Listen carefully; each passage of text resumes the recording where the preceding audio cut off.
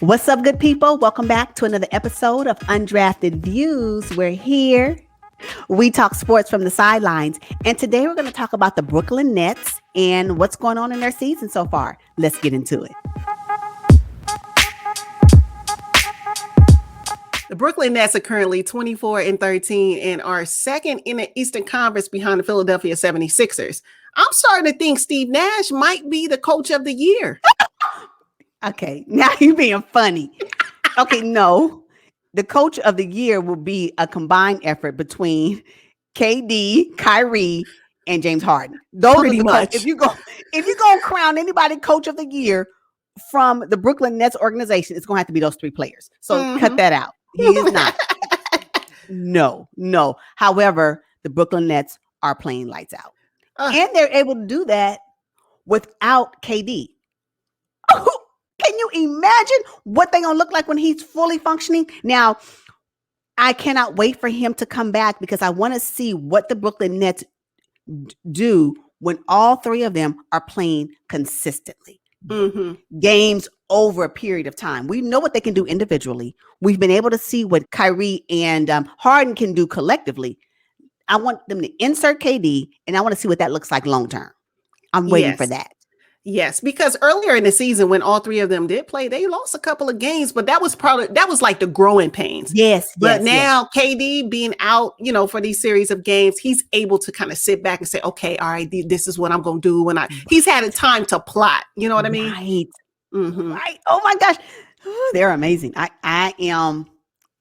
We've said it in previous videos. And when I look back at the times we've covered the Nets, when we covered the Nets in January of this year, 2021, they were number 9. And then when we talked about them again in February of 2021, they were number 3.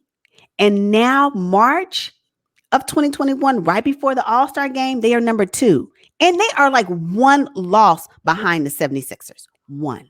Wow. When KD gets back, the Sixers go ahead and slide down to 2 or 3 because there's no way the Brooklyn Nets will not be the top seed in the Eastern Conference. No way. No. And if I can foresee, if we had to plan the NBA finals right now based off of record only and what we project, it is going to be the Brooklyn Nets and the Utah Jazz.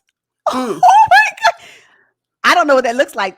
It's premature, of course, but I don't know. But yeah, the Nets will be number 1 at least by the end of April, at least, if not sooner than that. At least. Yeah. Uncle Jeff Green has been out with his injury, and I'm still mad at how he was injured. I don't know if you guys remember, but Patrick Beverley set a nasty screen on him, and it ruined Jeff Green's shoulder. He's set to come back after the All-Star game. Right now, Nick Claxton and Bruce Brown, they're filling in for the injured players, and they're playing pretty good. They're pretty deep, They're pretty deep. Bruce Brown actually has become a starter for about 11 games since KD has been out. And so the fact that he's been able to get more minutes has really been able to showcase his ability to be a part of the team, right? I can only imagine being on the Brooklyn Nets, how difficult it is to integrate yourself into their starting lineup when you are playing with the top 3 players of the league. Yes. Right. So when you're able to find your space now, right now, Bruce Brown, he's playing like between over 25 minutes a game because he's, been part of the starting lineup. And even when they bring him off the bench, he has nice minutes. It's going to be reduced once KD comes back, of course. Absolutely. But he's already put his stake in that organization where when I come off the bench, you can count on me. Right. And I love that. So their bench, I know, gives me chills. Look, Bruce Brown. And now Nick Claxton is having the ability to showcase his skills as well. I mean, from a defensive end, thank you for being able to reach and steal and do what you do. But then you got Joe Harris. I mean, at this point, KD, Kyrie, and Harden can really sit down throughout the game, even as the second season begins, and still rest up to get them ready for the finals. For the finals. I should say playoffs, but let's just be honest, for the finals. Basically. I really like how James Harden and Kyrie Irving decided to switch roles.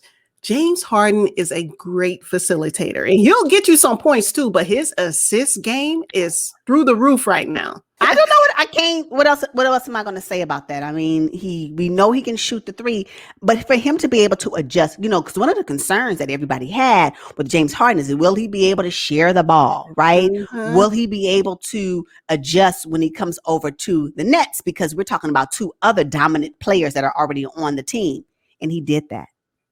He did just that. He has adjusted his game to fit into that, because I think he knows the end result is an NBA championship. So I'm going to have to be a different person if I want to be able to play it with. And I believe the other two players also have adjusted their game as well.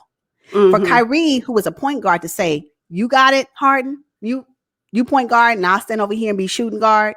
What? I know. But what's interesting about that is, did they talk that over with Steve Nash? This is what they did. Steve Nash, they text him, this is what we're going to do. And Steve Nash said, got it. Yeah, exactly. Now, I'm quite sure they discussed it with KD. I can see them all three of them having a conversation for sure. I believe KD was a part of that, of course. But that's it. Again, if you're going to name coaches of the year, if you're going to name a coach of the year, it should be coaches of the year if you think you're going to pull anybody from the Brooklyn Nets organization. That's just what it boils down to. Oh, my goodness.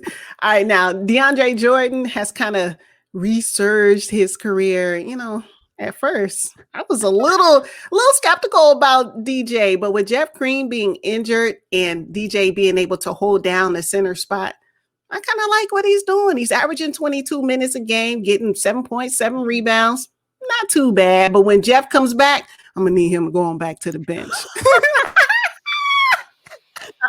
DeAndre was like, when is that trade deadline closing? Let me go make sure I stay, because I can still be traded. He was like, let me make me do what I need to do. And now there's discussions, and I don't know how true they are, that Blake Griffin could be potentially on the roster as well. Blake Griffin is a shell of himself. Now, when Blake and DeAndre played together in Los Angeles for the Clippers, they were both in their prime, playing really well. But when nowadays, when was that? When they was both in their young 20s? Stop. Yeah. Nowadays.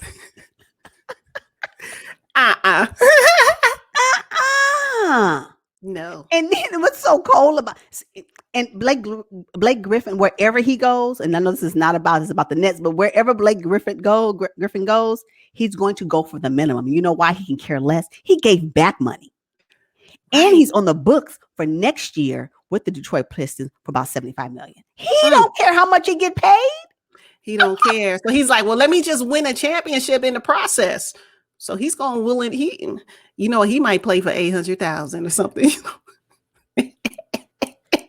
It's unbelievable. But you know what? I like what Landry Shamet is doing. Again, it's very hard to find your role when you're playing with so much talent. Landry has really had to sacrifice, because he had a pretty big role when he played for the Clippers, and then all of a sudden he's with the Nets, and it's like, this all the time I'm getting. Yeah, I think, and what's really bad about it is that when he misses a shot, it's like, sham it. Why you miss a shot? Because he's playing against some great players. When he does something that does not produce points, it's like, can you take him off the court? We no longer have grace. Right? Yeah. I'm like, no, let Shamet do what he do. He comes off the bench. That's his role. And when he is hot, he's hot. When he's not, he's just not. And I need for whatever coach, whoever's going to be coaching that night, just sit him down. Oh my God. Now, let's talk a little bit about TLC. Right now, he's out with a knee. Poor TLC. He's going to have a hard time being reintegrated, yes, I think, because Bruce Brown and Nick Claxton, they've shown the coach that they can play. So I don't know about TLC anymore. I don't know. I know they're going to be fighting for minutes. I can guarantee you that. Yeah. And just know that Nick Claxton, Bruce Brown, and TLC, and anybody else, I think the only person that may really always get solid minutes will be Joe. Yes. But those other three guys, once KD gets inserted back into the starting lineup, y'all be doing good to get 10 minutes a night, if I'm just going to be honest. And it's going to be sporadic 10. You're going to be 2 here, 3 there. So, use this time now to really build your stock within the league. Yeah. Hopefully you can stay on the team because you guys will be some nice trading pieces, for next season. It just is. If you want to play, play and have a controlling role in a team, it won't be on the Nets. No, it will not. Now, Iman Shumpert and Andre Roberson.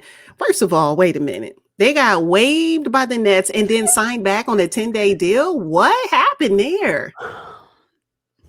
I think they just did that just to kind of buy the time because really technically their 10-day contract should be up after the All-Star game. They won't be on the if my timing is correct, they won't even be on the team the second half of the season. So I don't even know what the point of that was. I'm not sure. It just wasn't. And if you've seen them in the game, moving on. No, how does Perk say? Carry on. Yeah. Oh my God. It's terrible. Oh my goodness. So far, the Nets are looking really good. When KD comes back, they're going to be the first seed. Let's just go on and get ready for it. All right, you guys, we are really excited to see how the Nets turn out in the second half of the season. I'm starting to think they're going to be the first seed in the East. What you think, Eve? Oh, yeah, absolutely. Absolutely. If not end of March, end of April for sure. Okay. Well, drop down in the comments. Let us know what you think about this and what are some of the things you're looking forward to in the second half of the season. Thank you all for tuning in. We will see you guys on the next one. But until then, peace. Peace, y'all.